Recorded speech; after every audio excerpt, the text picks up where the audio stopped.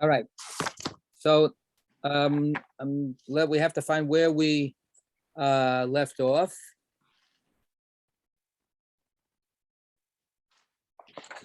And I'm not quite sure where that is. Does anybody remember?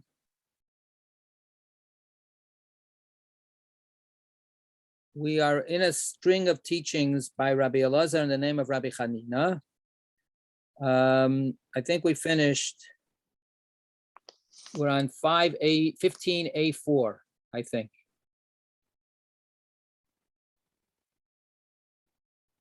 Okay, and let's start from the paragraph in the middle of the left-hand column. The one full paragraph, it's a short column because this is the end of this side of the page. Okay, another teaching from Rabbi Elazar in the name of Rabbi Hanina. Okay, who would like to read for us? Please, somebody. Going once, going twice. Come on, Jen, how about it? Are we on the new one you just sent out? No, not yet. We I keep don't getting know where my bogged old down. one is. You can't find Hang on. 15, Megillah 14 and 15? I don't have that one with me unless I have it earlier from you on my phone. Hang on. You got it, you got it. I sent it all, so you should, unless you deleted it, it's there. Anyway, if anyone can forward to me, I'll read. But I don't have that one. It's my Right. Megillah. Stuart, how about it? I'm sorry. You know what? Let's, because we're already late. So let's Okay. read for us. I'm ready okay? for the next one. Okay, so listen very attentively because you still have to listen to 15B also. So you got it. Wait, I'm going to see if I can do this for you in half a second. 1 second. And meanwhile, Stuart, how about Another teaching from Rabbi Elazar in the name of Rabbi Hanina. And Rabbi Elazar said in the name of Rabbi Hanina, come and see how unlike the characteristic of the Holy One, blessed is he, is the characteristic of a person of flesh and blood. The characteristic of flesh and blood is such that a person first places a pot on the stove and then puts water in it. But the Holy One, blessed is he, first puts water in position and then places the pot around the water. In fulfillment of what the verse says, at the sound of his giving, a multitude of waters in the heavens. Okay, so what's that all about?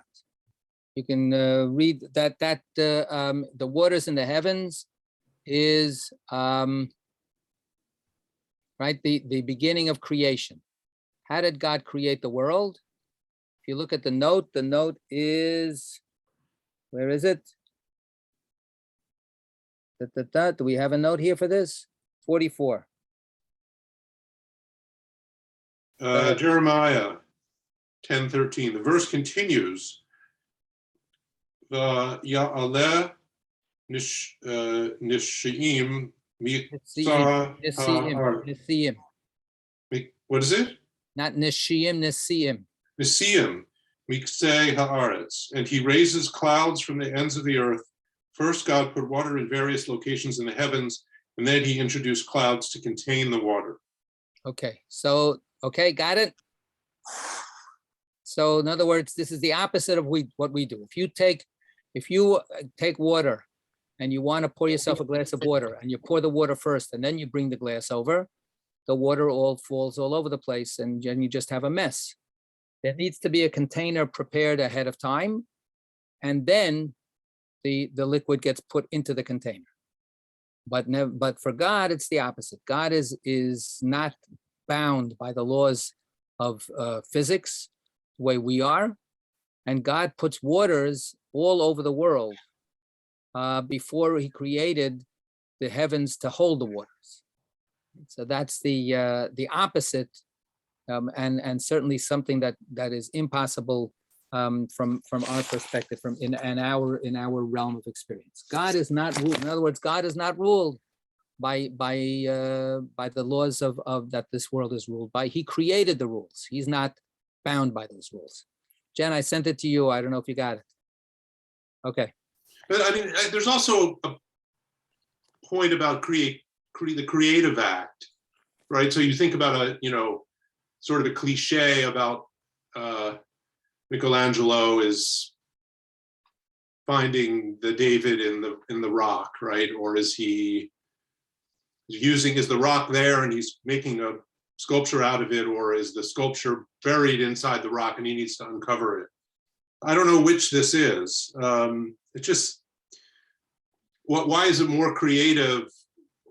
Why is it more, what is there qualitatively different about putting the water and then putting the container around it versus putting a container and then putting the water into it? Because the alternatives are not equal.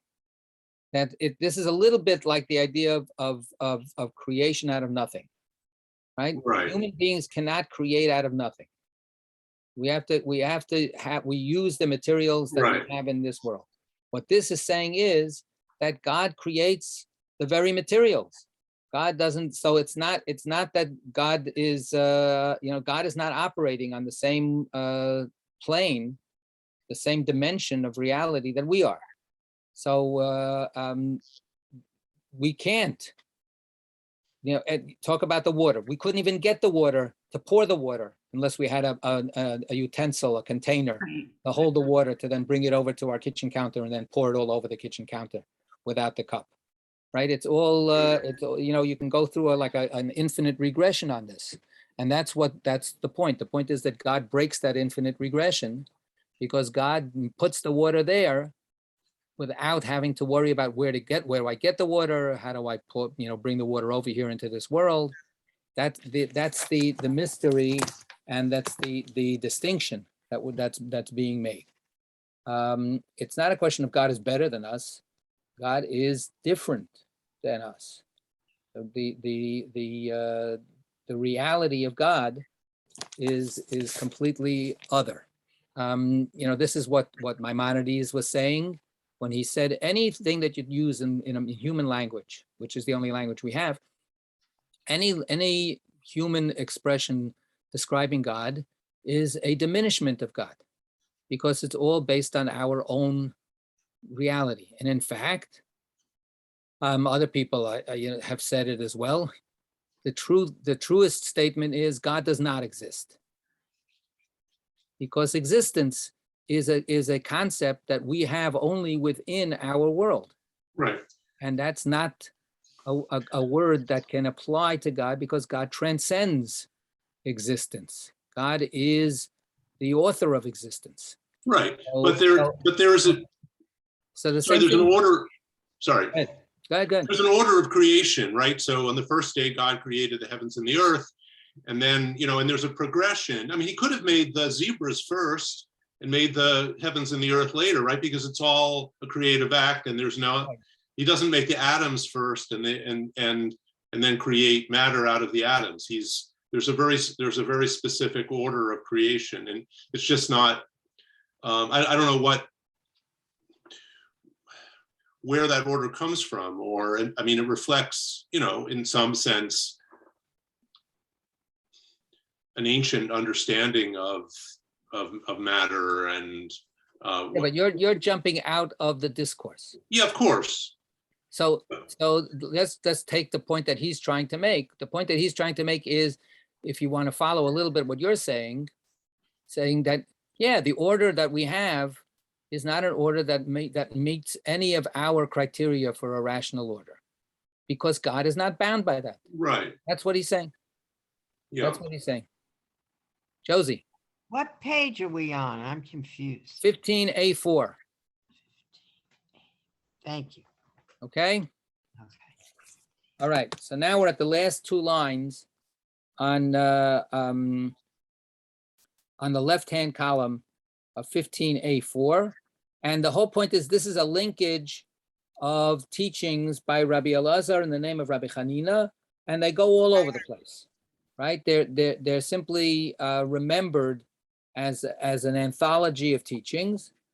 This particular teaching that we're now going to have is related to the Megillah. So the last one wasn't, but this one is. Go ahead. Another teaching from Rabbi Elazar in the name of Rabbi Hanina. Rabbi Elazar said in the name of Rabbi Hanina, whoever reports a saying in the name of the one who said it brings redemption to the world. As it is said, and Esther said to the king in the name of Mordecai. Okay, so that situation had to do with when Mordechai, remember there were these two courtiers that were plotting against the king, Bigtan and Teresh, and they wanted to take over and depose. They wanted to do a coup d'etat, and Mordechai hears about it. The Gemara discusses it before. How did he crack their secret and so on? Because he knew all the languages. They didn't think he knew. And he reports it to Esther, and then Esther reports it to the king. But Esther, when she reports it to the king, could simply have said, I have from very reliable sources that I can't reveal that there's a coup d'etat being planned against you, and Bigtan and Teresh have to be picked up for interrogation, right? And that would be totally understandable way of doing things, right? Instead, the verse says, and Esther said to the king, in the name of Mordechai, right? In Mordechai's name, she gave him credit for breaking the plot. So that act of hers, says Rabbi Chanina and Rabbi Elazar, in the name of Rabbi Chanina, that brought redemption to the world. How did it bring redemption to the world? Anybody remember? Because afterwards, we're not going to get it here, we're going to get it a little bit later. Afterwards, the king has a sleepless night. And he can't sleep, he's tossing and turning. And he says, the tried and true method of how to fall asleep, read to me, right? Read to me my book of records of what's been going on lately. So what do they read to him? They read to him that Mordechai the Jew reported this plot to assassinate the king. And then he says, oh, so what did we do for him? Did we do anything to help him out? Did we do anything to reward him? And they said, no. And then Haman comes and they make Haman ride Mordechai through the streets and, on the king's horse. And they proclaim, this is what the king does when he wants to honor him, right? And that's the turning point in this story. That's when, and then Haman comes back and he's been on a high. And he says, oh, this is great that, Esther loves me and I'm going to be able to do whatever I want. And then this is the downfall, beginning of the downfall. And his wife says to him, forget it. If this Mordechai is a Jew and you started now to lose standing, you're a goner, right? And of course, that's the rest of the story. So had Esther not mentioned Mordechai's name, it would have been written in the book, that there was a plot to kill you, and it was thwarted. And then that would have been it. And Mordechai wouldn't have gotten credit for it. And then nobody would have been able to save the Jews from Haman. That's the way Rabbi Elazar says it in the name of Rabbi Chanina. So it's again, and back to, Stuart's, a kind of approach before. This is meant to be kind of like easygoing, almost innocent kinds of teachings, right? But underneath the easygoing, teachings, there is something that bears, further consideration. So we had a little back and forth about philosophy and about God and about creation and blah, blah, blah before. Here, some people think, talk about this, the basic teaching. What's the basic teaching? And of course, the basic teaching follows the teaching itself. It follows the message of the teaching.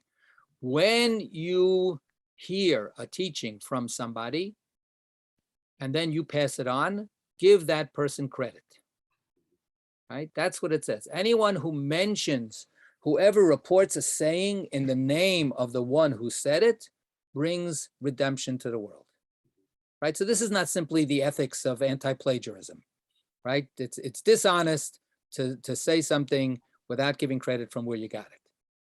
That's not, this is a positive, right? This is saying that the world will be redeemed. You bring redemption to the world. There's a tiny little bit of, the world is redeemed every time somebody actually gives credit to somebody else for what they learn from that person, the world experiences a little, micro redemption. Can we say that? Instead of microaggression, we can say a micro redemption. So why would that be the case? Let's give our own thoughts to that. Why would that be a redemptive act, a redemptive moment?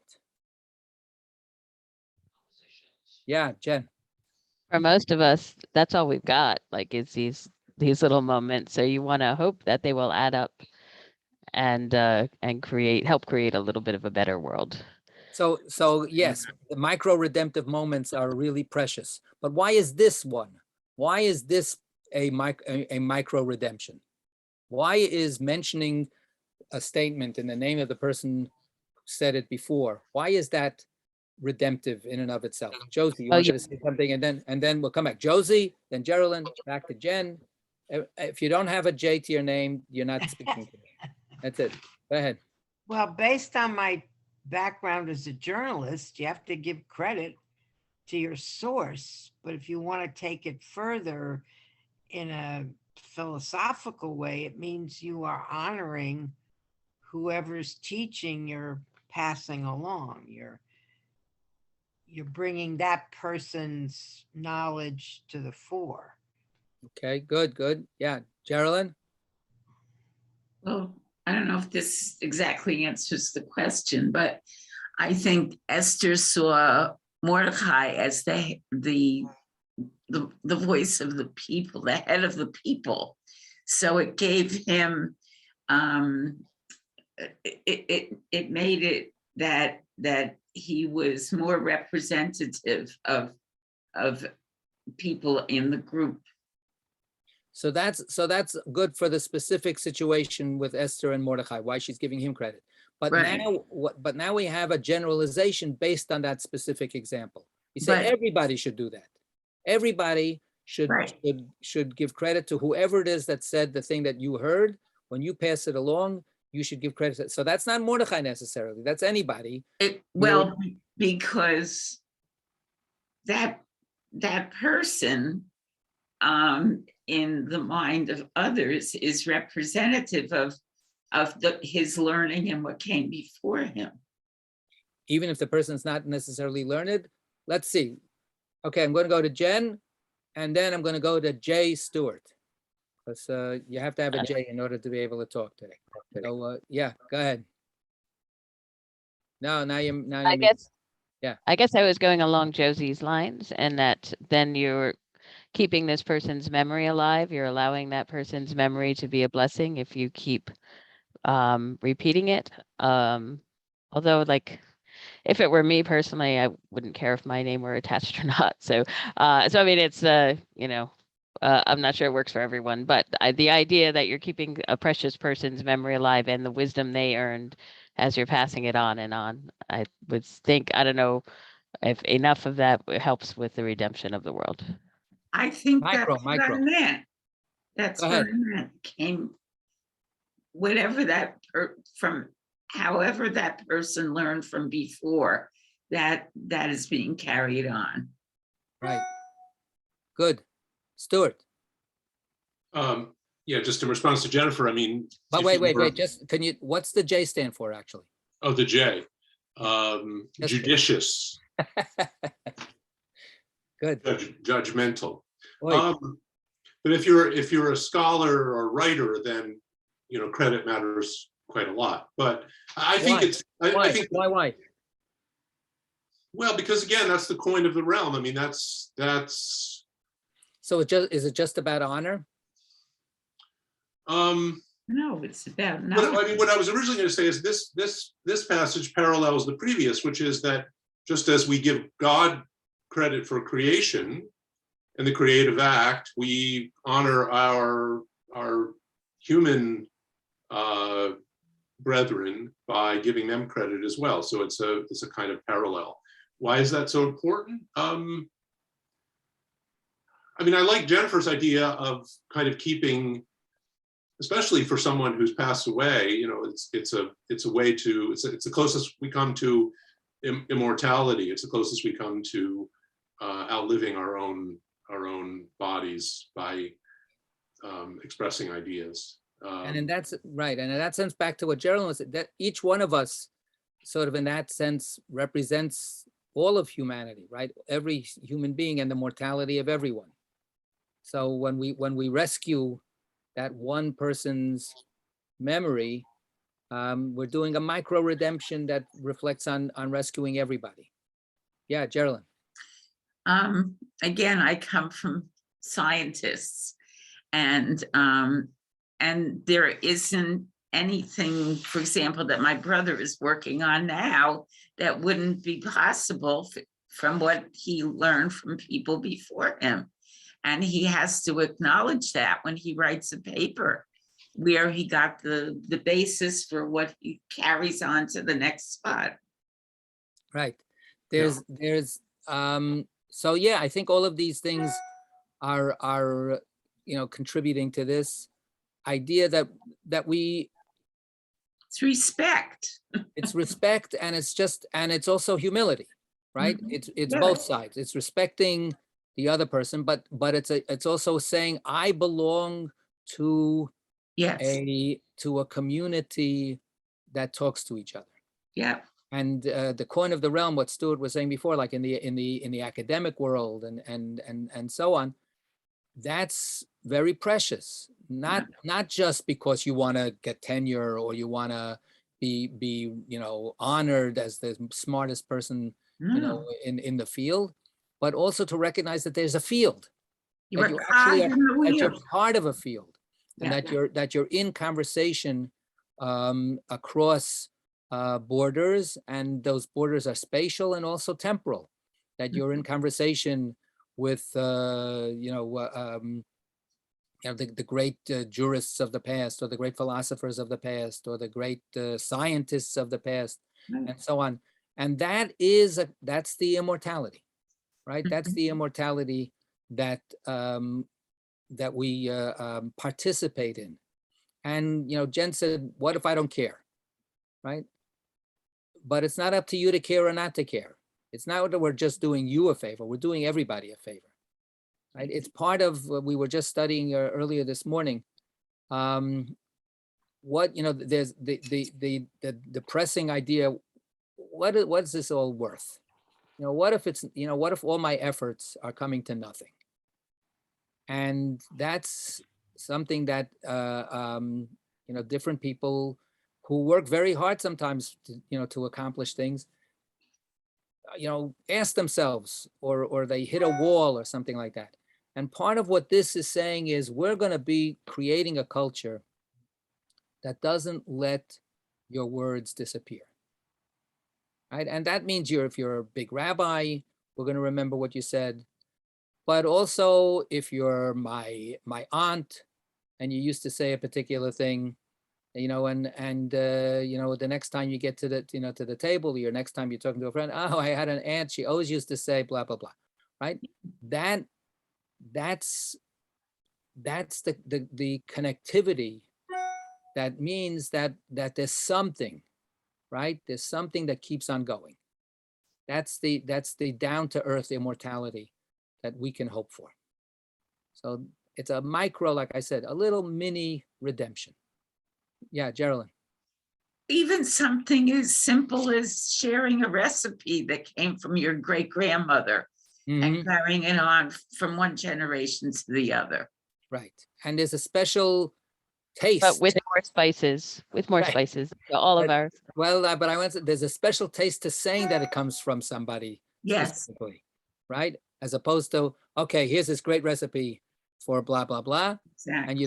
And the crediting of the recipe actually adds a little sweetness to the recipe. Yep. Yeah. Josie. My stepmother, may she rest in peace, always said you could get 2, sometimes 3 cups of tea out of a tea bag. This day, that's what I do. That was one of her favorite things. Right. So definitely 2 tea bags for 5 cups of tea. You split the baby. Right. Definitely. But I'm sorry, I was late to this, but Right. I see it in slightly, you touched on it, but I see a slightly different angle perhaps to this, which is that in this continuum of knowledge, of experience, that person who is being recognized in some way understands that it develops the ability to continue. Yeah. Because his work is not denied. It's very hard. And well, you were saying you come from a world of science. I come from a world of science. And I can tell you that, very honestly, my grandfather's most important paper was turned down by 20 different whatever. Well, hello, today's the basis of all biochemistry. So he kept on going because he was sure of what he was doing. But being acknowledged at that point makes it possible to keep on going. Yeah. So that's, to take to heart that idea that you can be part of that can keep you going. In the end, of course, we're all mortal, and there's a point where we stop, and then it depends on everybody else to keep things going. There's a beautiful statement elsewhere in the Gemara. I don't remember where it is now. The Talmud says, "Kol ha'omer davar b'shem omro," the beginning of this phrase, right? Anyone who says something in the name of the person who said it, before that you heard it from, siftotav dovavos bakever. The person who passed away, their lips move in their grave. Like when you are saying their words, it's as if they themselves are saying it right then. They're already dead. They're dead and buried, but their lips are moving as they say those words. Yeah, Geraldine. Isn't that kind of the reason why we recognize the yurt site rather than the day the person was born? Because that's the day when their life was completed. Right. Right. The day of birth is a wonderful thing. We celebrate birthdays all the time, but Yeah. that's still an open book, right? That's still just potential. What will happen? That's up to the person. What we celebrate, yes, this is what the person Contributed. Right. Contributed Right. to our family or to the world. Right. Good. All right, we're continuing now. 15A4, middle of the right-hand column. Another. Stuart, it's all yours. Another teaching from Rabbi Elazar in the name of Rabbi Hanina. And Rabbi Elazar said in the name of Rabbi Hanina, when a righteous person is lost, i.e. dies, he is lost only to his generation, for his soul lives on. This can be analogized to a person who lost a pearl. Wherever it is still a pearl, i.e. it continues to exist. Thus, in effect, it is lost only to its owner. Somebody else will be able to find the pearl. Right? Somebody else. I lost my watch, and I'm thinking to myself, did somebody find that watch? It's got Hebrew letters to tell the time. So I'm going, is somebody going to really enjoy this watch? I don't know. I hope so. So, yes, so the pearl still exists. So in a certain sense, we have here again a mortality statement. A righteous person, when they die, the generation that this person was living in feels the loss. Nevertheless, the righteousness that this person embodied is not lost, right? That righteousness still continues to reverberate in the spiritual worlds. All right, and here we go again. And Excuse me, can I just ask a sort of a technical question? Why does it always say Rabbi Elazar in the name of Rabbi Hanina? Because that's what we're talking about. Rabbi Elazar had all of these teachings that he learned from Rabbi Hanina, and he always said the teaching in Rabbi Hanina's name. Okay. And that's what we said before, right before you came in. I'm sorry. Previous teaching is an example of saying how important it is. And of course, we mentioned it before, a lot of the Talmud, we see it all the time. Rabbi so-and-so says it in the name of Rabbi so-and-so, right? Because that's part of this very, very important value that concept. Okay. that the rabbinic, culture cultivated. Got it. Okay. But also it just makes it so easy for the typist. They just hit repeat. They just keep on paste. This line. It made this part of the printing of the Talmud very easy. All right, go ahead.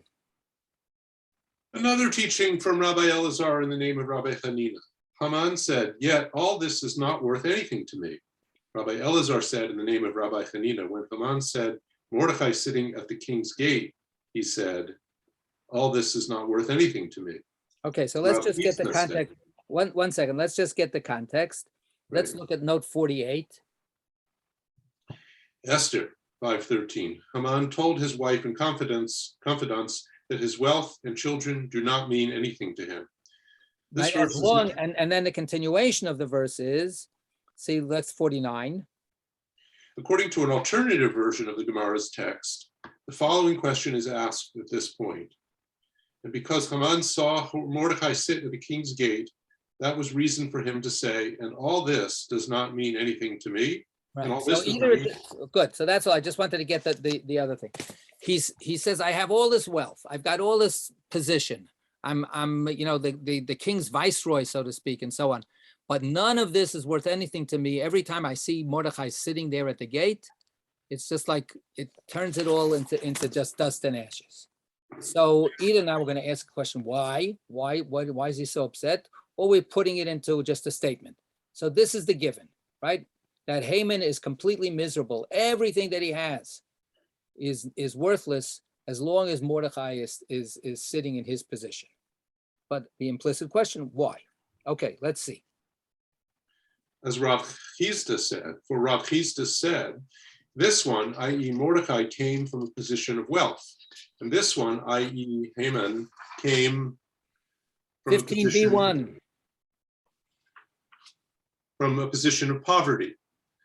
Rav Papa said, and they called Haman the slave who was sold for loaves of bread. Okay, so what Rav Chisda says is, and we can read the note in a second. Rav Chisda says that some button was pushed in Haman's psyche every time he saw Mordechai. When he saw Mordechai, something jostled in his consciousness. So, and specifically, he's saying, all my wealth means nothing to me when I see Mordechai. Why not? So now look at note number 1, 15b1. Haman had sold himself as a slave to Mordechai many years previously, and whenever he saw Mordechai, he was reminded of how Mordechai was his master, position of wealth, and he was Mordechai's slave, position of poverty. Out of embarrassment and anguish, Haman exclaimed, "And all this, i.e. my family and wealth, is not worth anything to me every time I see Mordechai," etc. Okay. Maharsha. So in other words, there's a backstory here. Haman wasn't always the big, rich, famous Haman that he became. He had hit some hard times, a rough patch in his career, and he needed to be sustained. He needed some financial backing, and he was desperate. And this is a midrash that we find floating around in various texts and various sources. And one of the sources is very interesting. It says that Haman said to Mordechai, give me a loan, just lend me the money. I need, to get out of this. I'm in terrible debt and this and that and the other thing. And Mordechai, says, but you don't have anything to pay me back with. You're completely rock bottom. So Haman says, just come on, if you just give me this loan, believe me, I'm going to turn it around and I'll pay you, a 50% interest on the loan. And Mordechai says, I can't charge you interest. Charging interest is not allowed. Now, this is the way the Midrash is told. Now, the truth of the matter is that legally, charging interest to a non-Jew is allowed. It's only charging interest to a Jew that it's not allowed. So when Mordechai says, I wouldn't be able to charge you interest, I can't do that, that's wrong. That midrash is a kind of a Purim midrash. In other words, not that it's a joke, but it's very conscious of how the Goyim look at how we behave. So this midrash is making Mordechai much more of a universalist for the sake of making other people, the Haman family, less resentful of us. Because that's what this story is about, right? Haman, finally, what does he do? He works for Mordechai. He becomes his slave. He washes dishes in Mordechai's kosher restaurant, until he finally is able to pay off the loan. So, so Haman can never let go of that humiliation, that he depended on Mordechai to save him from bankruptcy, to save him from destitution, so that now, even though he is now back on his feet, that's why he says, all my wealth means nothing to me when I see Mordechai, because Mordechai saw me with my pants down, so to speak. Mordechai saw me when I really wasn't this very elegantly set out, powerful man. He knows me in my worst moments. So even though those worst moments are over, and actually Mordechai is the one who helped him get over that terrible time, but Mordechai is the reminder.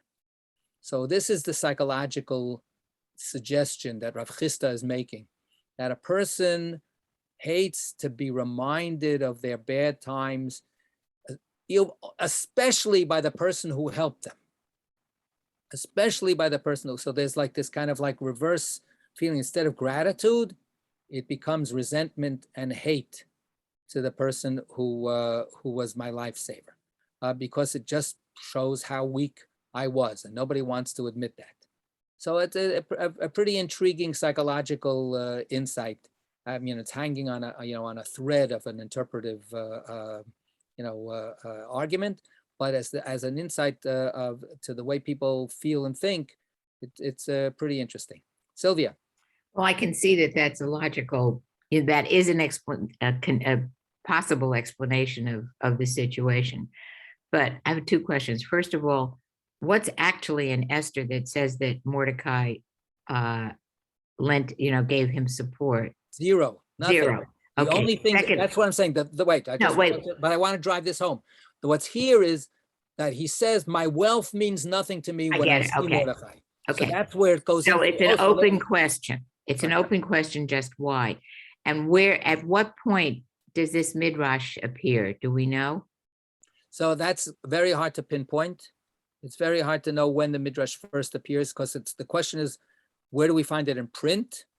And then when do we find it? And even though it's in print, referred to in some way. It's in what's called the Yalkut. The Yalkut is a collection of midrashim that appears in the Middle Ages, but the midrashim are earlier. So right. It's a later anthology of midrashim that were floating around earlier. So here we have a reference that this midrash is known at the time of the Talmud, but it doesn't tell us the midrash. Do we know when these midrashim in general sort of were taken into the midrashim? Midrashim are a product of rabbinic culture. So is that from the rabbinic period? Well, that's the thing, but the rabbinic period starts all the way back, and it goes into the Middle Ages. We have midrashim that are very late. We have midrashim that are created in the Middle Ages. So so it goes it's like 1,000 years of midrashic tradition. So it's creative thinking. Absolutely. That catches on. And I mean, I know of situations in modern history where that has happened. And I'm not even getting into super political things. I'm just saying. Okay. All right. Good. Yeah. Yes. No, the midrash is the necessary result of people taking this ancient text seriously and milking it and milking it and milking it again and again and again for meaning. Jen. I'm just sad because like all fanfic authors, whoever came up with this midrash doesn't get the credit. Their name does not get passed down. Yeah, so in this And case, right, this is the right. fate, no matter how good you are, of fan fiction authors everywhere. Just Wow. putting that up.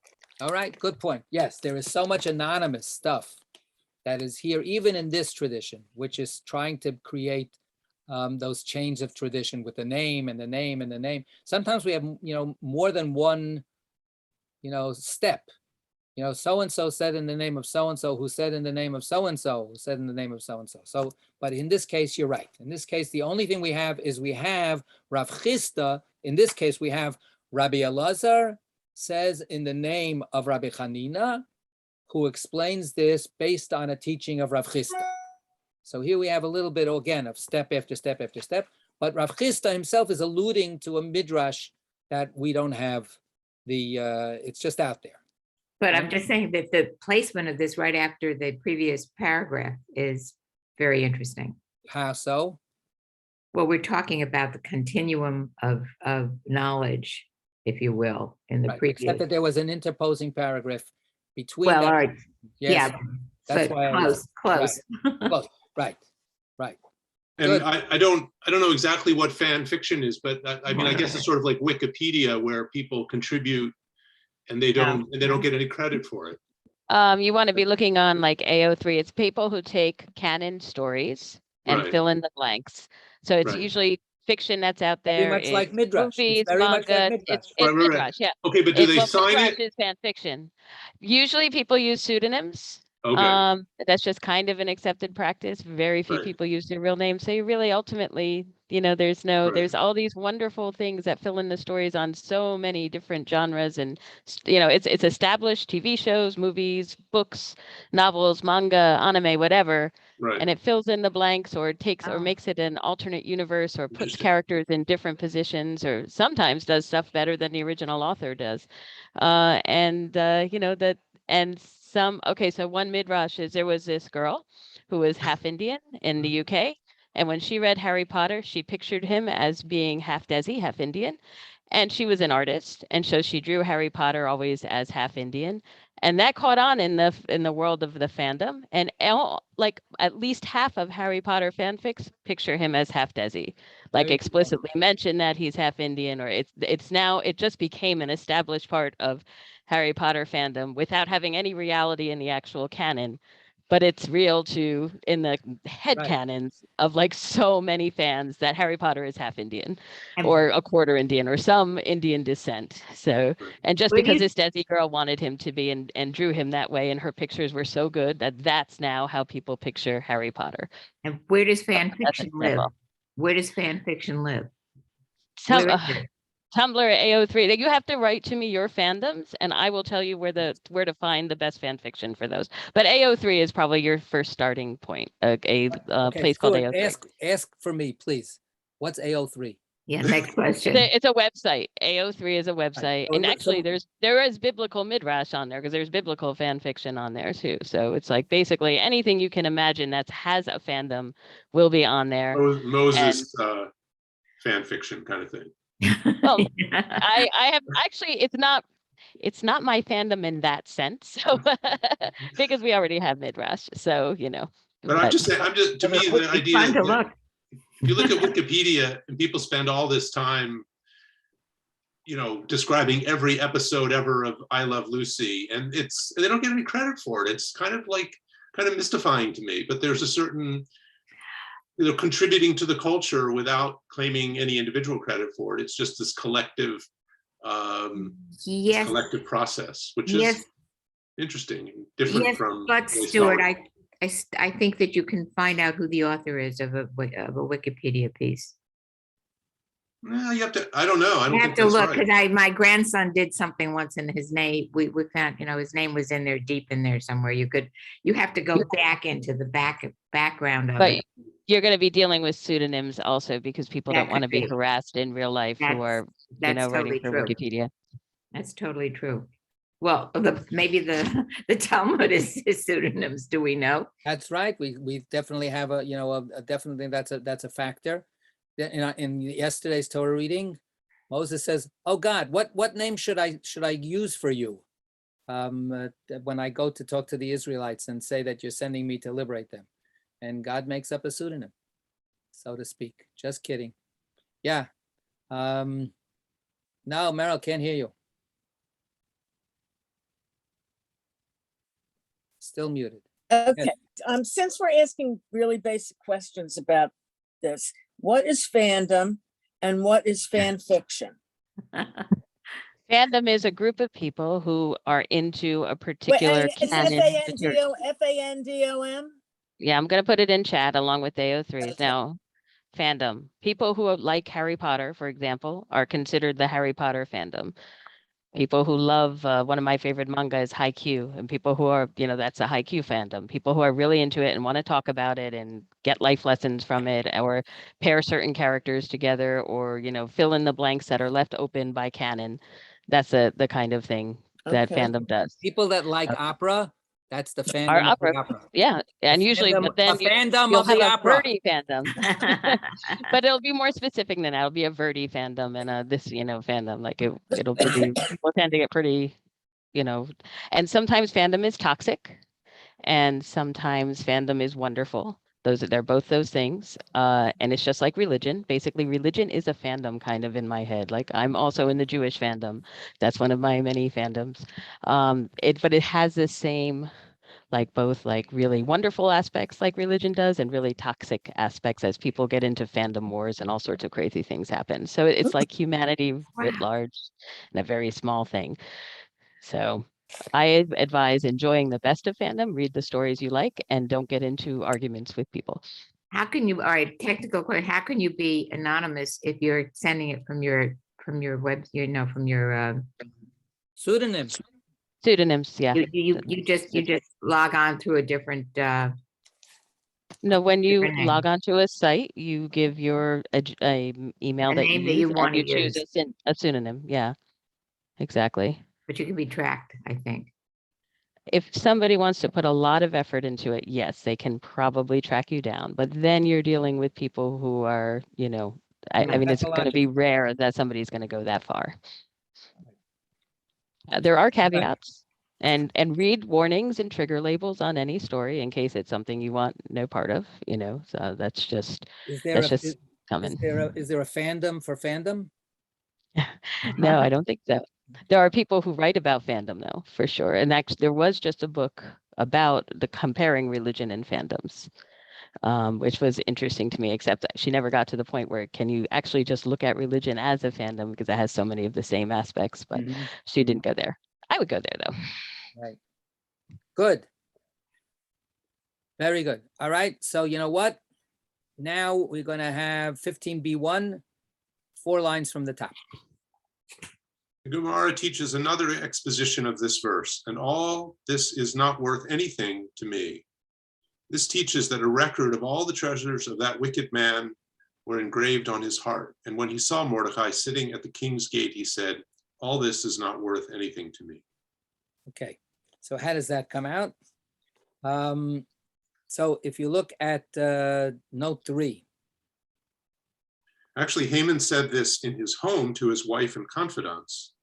He showed them this record of his wealth and told them that whenever he sees Mordecai, he feels that none of it is worth anything to him. The word zeh, this, invariably connotes something that is immediately visible. Haman showed his wife and friends a record of his riches that was engraved on his chest, and in reference to it exclaimed, all this is not worth anything to me every time I see Mordecai, etc. Maharal understands this passage figuratively. Haman's wealth was always in his heart and mind. Since his attention was so sharply focused on his riches, he would discuss them as if they were physically before him, or chadash. Right. So that's the again, in different ways, talking about the psychology of Haman and how far he was in terms of his obsession with his own standing, with his own riches, with his own fame, or with his prestige. So to the point where, according to what the literal meaning, he had this tattooed on his chest, or he had it, scratched into his chest, that this was so important to him, and this was essential to him, right? This was who he was, and nevertheless, that sense of self was so fragile and so vulnerable to this challenge by Mordechai, right? Mordechai represents the anti-Haman, right? And when we've had it and we will have it again, that Purim is this time of absurdity where we get to the point, almost to the point of not knowing the difference between Mordechai and Haman. But in the end, that is the whole point. There is a difference, right? That Haman is the destructive Amalek force, and Mordechai is the person who's trying to keep the world going. Okay.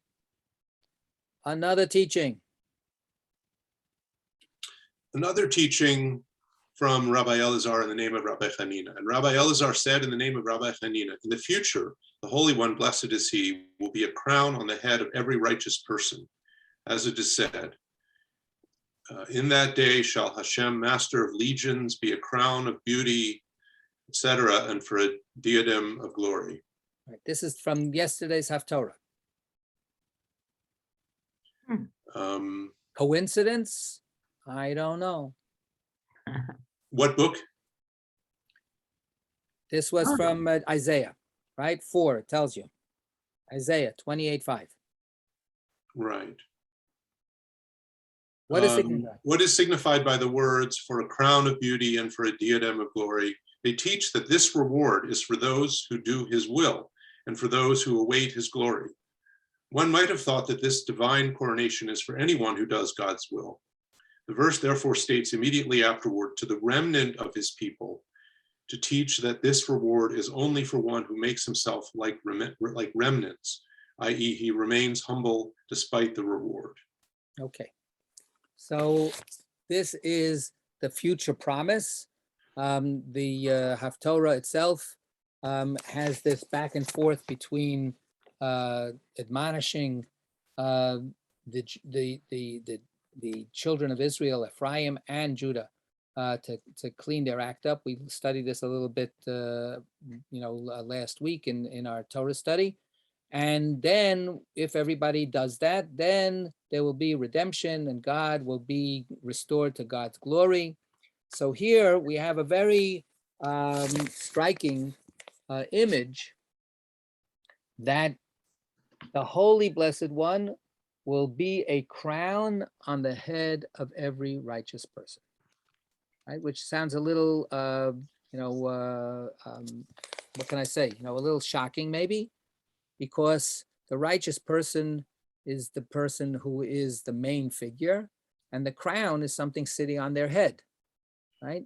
While we would imagine, of course, God is the supreme being, and we are all here to do God's service and to be fans of God. But this is, it sounds a little bit like a reversal of status, no? Right? I mean, the idea that the fan becomes the main hero and the object of adulation and the object of service and celebration becomes an adornment to that being, right? The righteous person is adorned with a crown, the very crown that they acknowledged as being supreme above them.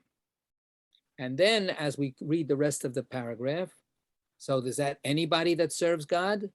No. The only time God will become a crown on your head is if you don't take it to your head. If you don't get a swelled head from it, then God will be a crown on your head. You have to be humble. You have to not be overly impressed with your own devotion to God. And when that happens, then God becomes your aura, your adornment. I think of a very fascinating image of a kind of a synergy between the divine and the person devoted to the divine. Right? The divine becomes their other place, like like I say, an aura, or an adornment, or an enhancement to the person themselves. Of course, this happens in the world to come, when the person is no longer the physical person that we're familiar with, right? Yeah, Josie. Humility is not a quality that's stressed very much in our current society. So I think this is a very powerful lesson, but it's kind of against the grain of what we all grow up with. Yeah, I think you're very right. I think that we're struggling these days with finding the right way to be a free self. It's so important to be a free self, because if you're not a free self, you're going to get hit over the head. You're going to be really mistreated. We have too much of a consciousness of how oppressive society can be and how hateful people can be toward other people. So the counter to that is to be very, very self-assertive. And there's paradoxes. I was just seeing, I didn't read the article, but there was a headline in today's Times that there's a fight. Wearing masks or not wearing masks is an argument about the definition of an American. So I didn't what's America? So I didn't read the article, so I'm making this up now. It's very interesting. But one part of being an American is this like cussed individual. Nobody's going to tell me what to do, and nobody's going to push me around, right? And of course, that part of that comes from the founding, stories of America, where we said the king is not going to push us around, no taxation without representation. So there's this kind of like, again, early sense of resentment against oppression, and we want to be free. But then, of course, we start making everybody the oppressor, and anybody that tells me to do something that I don't want to hear is my oppressor. And then that becomes, it's so weird that we can do that. We can turn that kind of image into a white supremacist image, right? Then everybody that's threatening me becomes my oppressor. Look at what happened with Haman and Mordechai. Mordechai is the guy that helped Haman out, according to that story, right? And then Haman cannot tolerate this guy because he's making him feel smaller than he wants to feel, right? How do we make room for each other? How do we not feel that the person, just because the other person shares my world, that they're not stealing my space? How do we get to that point? I'm also thinking in terms of our push for success and get all A's and get into the best schools and get your degree and make a lot of money. I mean, this is what our kids and grandkids are growing up hearing. Right. It's very not much humility in that. No, there's not much humility. It's hard to be a humble capitalist. It's hard to say, you know what, I don't want to make too much of a profit. I just want to make enough. There was a rabbi, one of the great rabbis of the early 20th century. His name was the Chafetz Chaim. So the Chafetz Chaim became well known because he was one of the great teachers about the ethics of speech. And he was very, very, very devoted to trying to get people not to speak evil words, lashon hara. So this was one of his, special causes. But he wasn't a, congregational rabbi. In general, in Europe, there was very little congregational rabbi. You were a town rabbi maybe, or something like that, or you were nothing, or you basically had to make do for yourself. So he ran a store. And he opened the store in the morning. And don't ask me now because I can't remember what he sold. I think he sold food, but he ran the store, and he would close up shop as soon as he had enough to live for the day. So if he opened up at 8 o'clock and business was brisk, and he could, make enough by 10 o'clock, then he shut the doors. And then Did he went have back. a wife who would Yes. nag him? Yes. She didn't nag him. She was righteous, and she had a crown of God on her head. And So where was this? In Europe? in Europe, yeah. So and then of course then the he was such a saintly man, it became a big deal to say, oh, I got my carrots at the Chavetz Chaim store. So then what would happen is that people would start, like when you line up for World Series tickets or something like that, people would line up by the store because they didn't want to get shut out from the store. So he ended up being able to close earlier and earlier because he made enough of a living, at the beginning of the morning. So was that selfish because he was denying all the other people the option of getting what they needed? No, he was. I know, but I'm just sort of adding a different. Well, he didn't think that was the main thing. He would, and he was thinking, look at all his competitors, let them make a living. So if he had enough. Oh, so he wasn't the only store in town. I Of course envisioned not. it No, different. of course not. That's, I envisioned are you this kidding? like- Everybody had a carrot to sell. Oh, okay, it's a different, that's a different world than I was a thinking. different world. Everybody was scraping together a little bit of this and a little bit of that. But the concept, that Josie is talking about, to get ahead, it's a two-edged sword. Yes, it creates terrible character traits, and it creates terrible societal problems. On the other hand, we never accomplish anything unless people try to get ahead. So this was a story I told a few years ago. The rabbis say that they caught the evil inclination. They caught the evil inclination, and they destroyed it.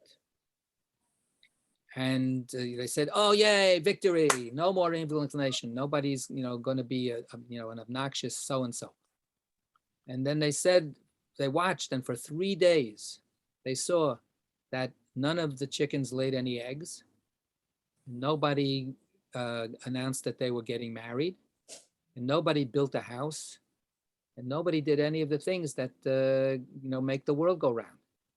And then they realized that you need a little bit of evil inclination. You need a little bit of that drive, of ambition, of desire, you need it to, because otherwise, you're not going to live.